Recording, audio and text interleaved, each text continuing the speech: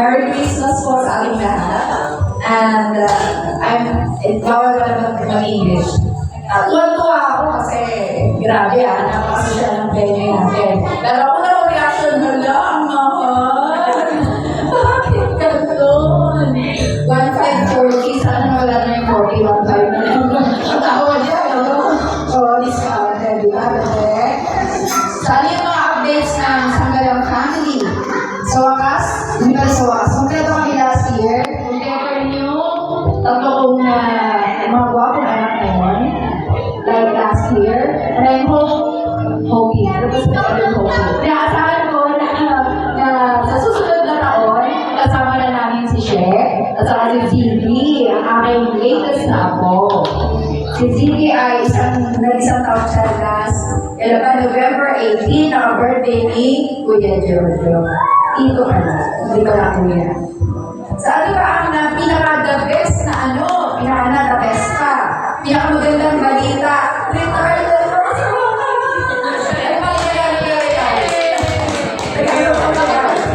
kasi ay Retiradong guro na po ako. At ang kasunod nun, mag-aantay pa ako ng 2 buwan para makasakot ng pension. Yun yun. Pero ganun pa man, nakagawa ko na paraan para magbalot ng mga regalo para sa inyo. Ginaya ko lang yung style ni Jimmy. Jimmy, alam mo na. Kwento lang, konting kwento lang. Lang po, para hindi makalimutan ng lahat, lalo na po yung mga bata ngayon. Sabi nag-umpisa ang reunion ng Barona Family. Nag-umpisa muna sa amin, hindi sa nanay, tatay. Salo-salo, tapos nagbigay na regalo.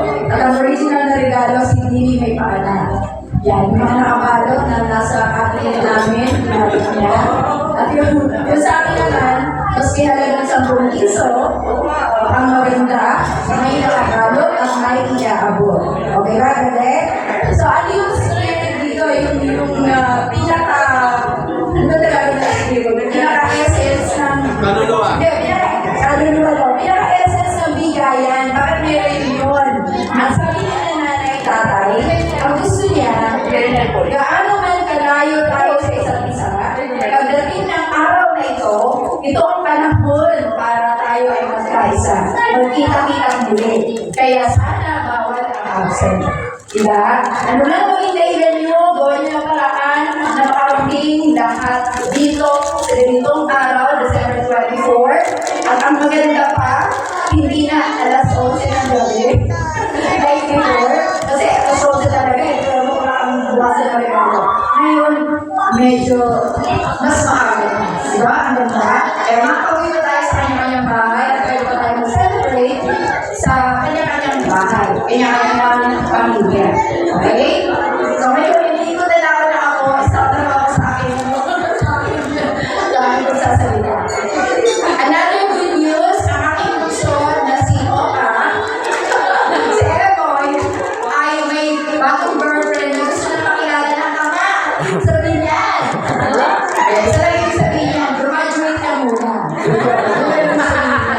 Sa susunod, sigurado po ang ating kinabukasan.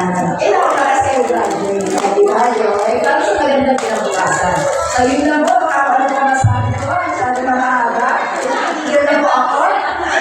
Maligong taon na maligaya. Maligaya Pasko at maligong bagong taon sa ating lahat. Yes! Thank you. Salamat po. Rapo na.